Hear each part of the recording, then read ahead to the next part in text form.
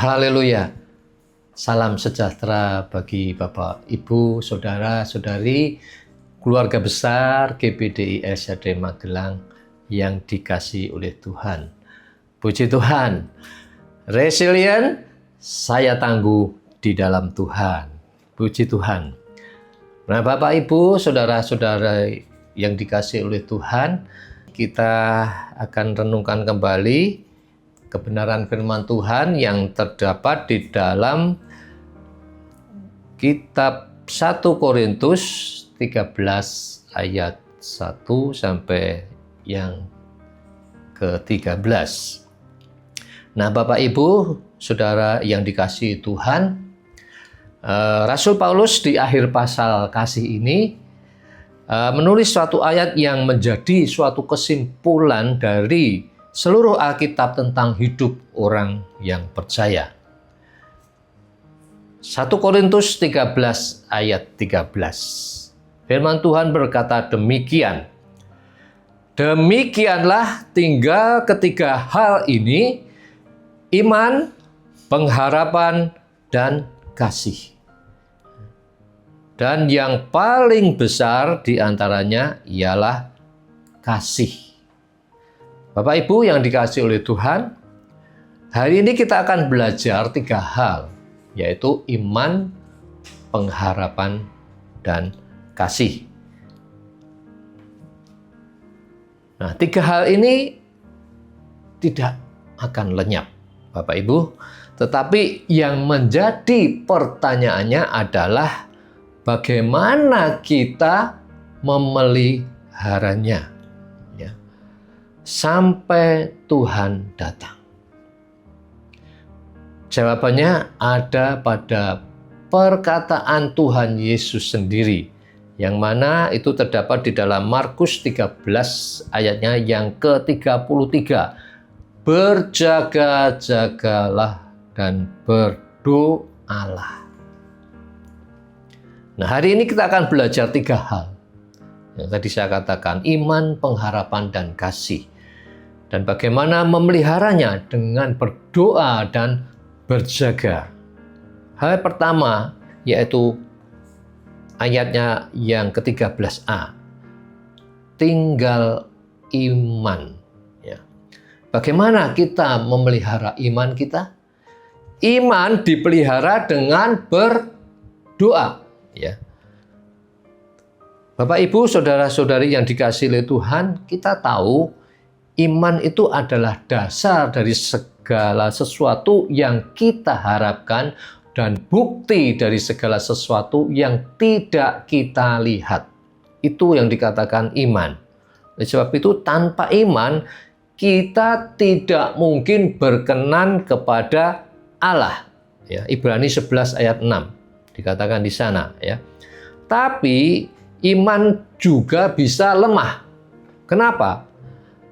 Iman juga bisa padam kalau tidak dipelihara. Ya. Bagaimana memelihara iman? Tadi saya katakan dengan berdoa. Ya. Lukas 18 ayat yang pertama, di sana dikatakan Yesus mengatakan suatu perumpamaan kepada mereka untuk menegaskan bahwa mereka tidak harus selalu berdoa dengan tidak jemu-jemunya. Ya.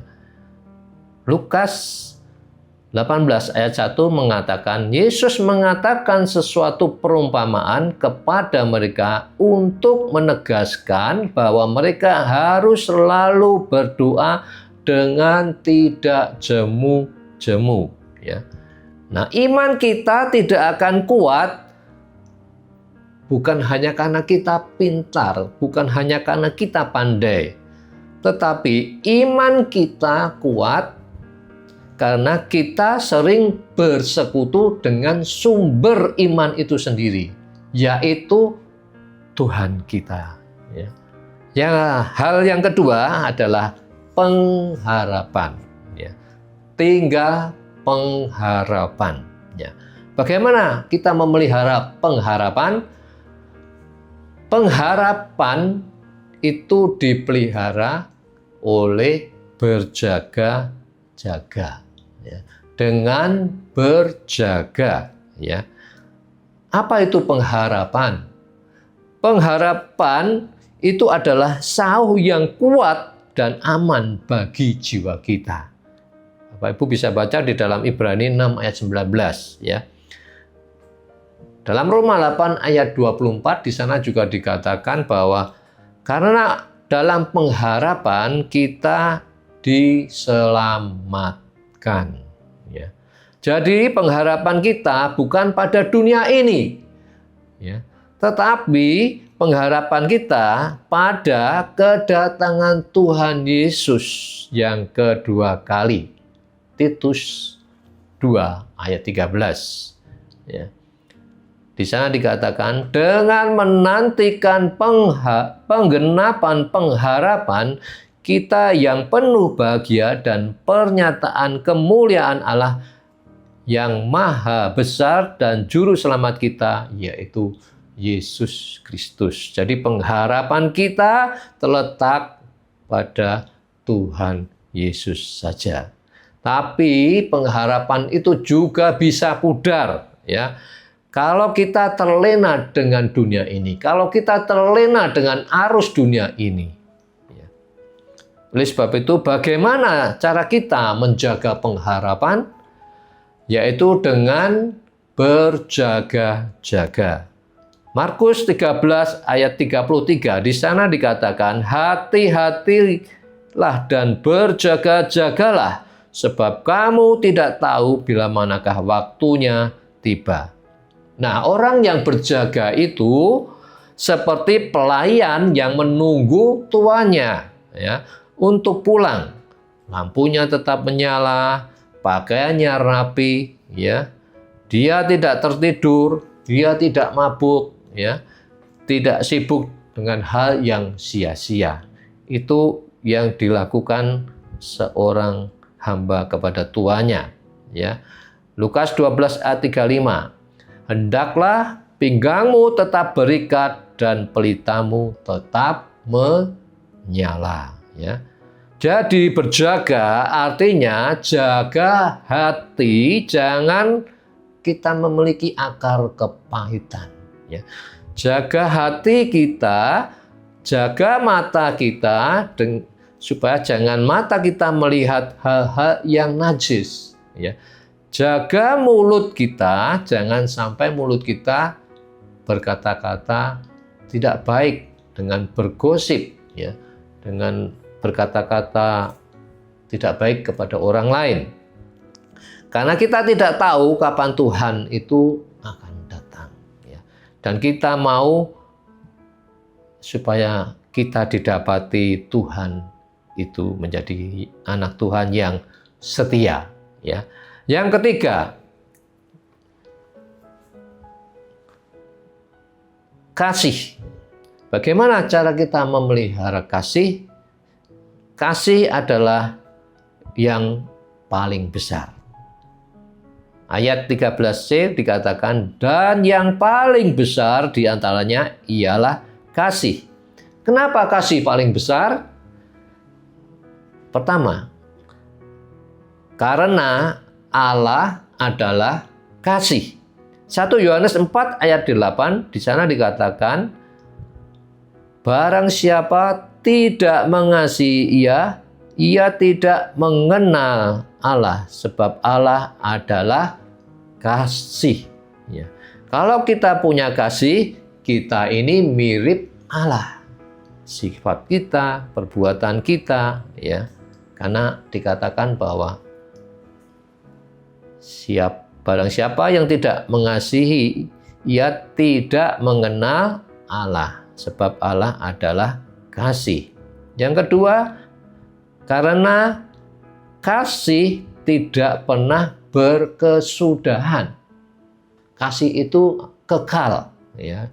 1 Korintus 13 ayat 8 di sana dikatakan kasih tidak berkesudahan. Nubuat akan berakhir, bahasa roh akan berhenti, pengetahuan akan lenyap. Jadi kasih itu tidak berkesudahan.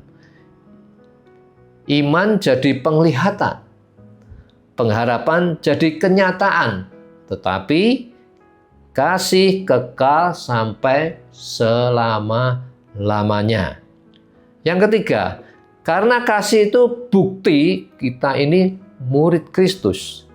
Di dalam Yohanes 13 ayat 35 dikatakan, dengan demikian semua orang akan tahu bahwa kamu adalah murid-muridku, yaitu jikalau kamu saling mengasihi. Jadi kita ini adalah murid-muridnya Tuhan kalau kita saling mengasihi, ya. Jadi kasihilah Tuhan Allahmu dengan segenap hatimu dan dengan segenap jiwaku, dengan segenap akal budimu, dan selanjutnya, ya. Itu terdapat di dalam Matius 22 ayat 37 sampai 39. Dan itu memenuhi kriteria yang keempat. Karena itu memenuhi hukum Allah, ya. Hukum Allah yang terbesar adalah kasih. Tapi kasih itu bukan kasih manusia, ya. Ini merupakan kasih agape, kasih dari Allah. Dan kasih ini juga harus dipelihara, ya. Bagaimana memelihara kasih? Dengan apa, Bapak Ibu? Dengan berdoa dan berjaga-jaga, ya. Berdoa artinya bahwa Tuhan akan curahkan kasih-Mu ke dalam hati kami oleh Roh Kudus. Roma 5 ayat 5, ya. Kita tidak bisa mengasihi musuh dengan kekuatan sendiri, ya. Harus minta kepada Tuhan.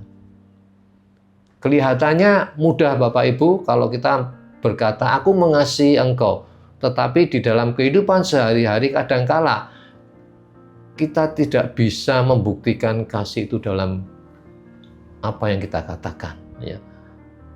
Kelihatannya gampang, tapi sulit dilakukan untuk kita bisa mengampuni, mengasihi orang lain yang bersalah kepada kita, ya.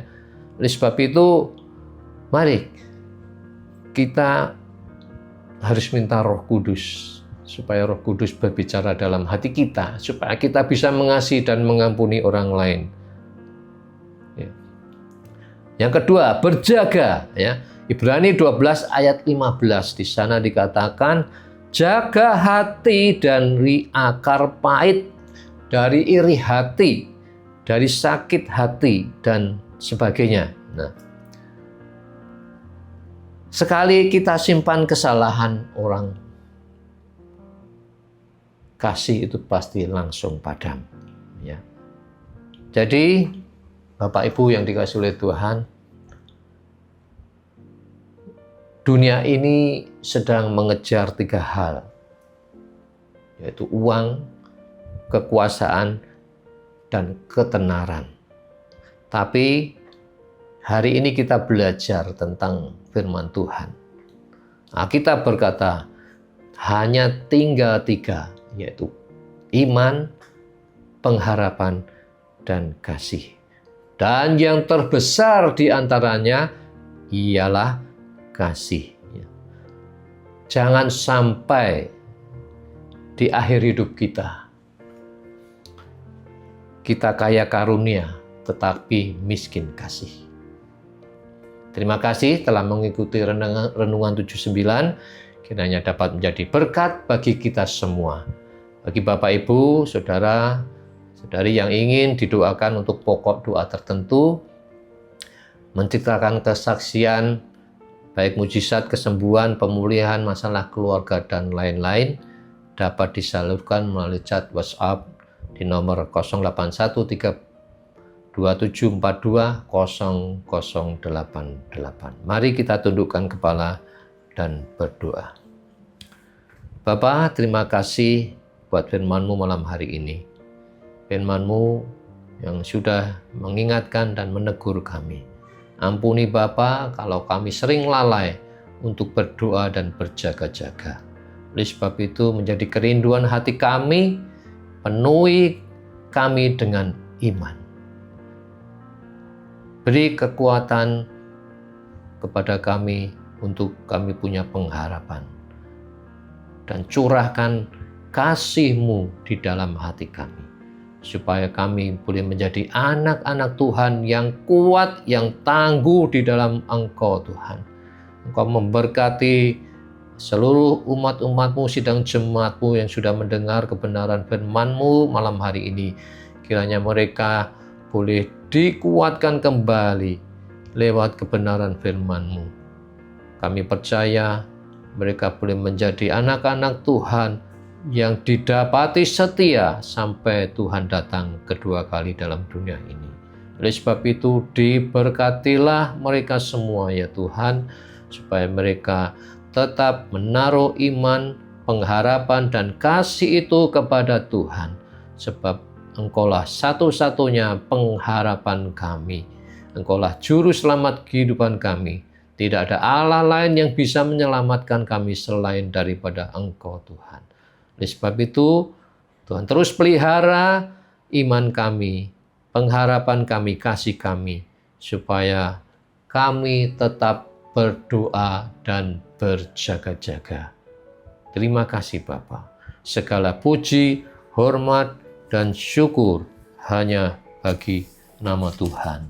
Kiranya Allah Tuhan Yesus Kristus menolong keluarga besar GBD El Shaddai Magelang mengerti betapa hebat kuasanya bagi keluarga besar GBD El Shaddai Magelang yang percaya sesuai dengan kekuatan kuasanya yang dikerjakannya di dalam Kristus.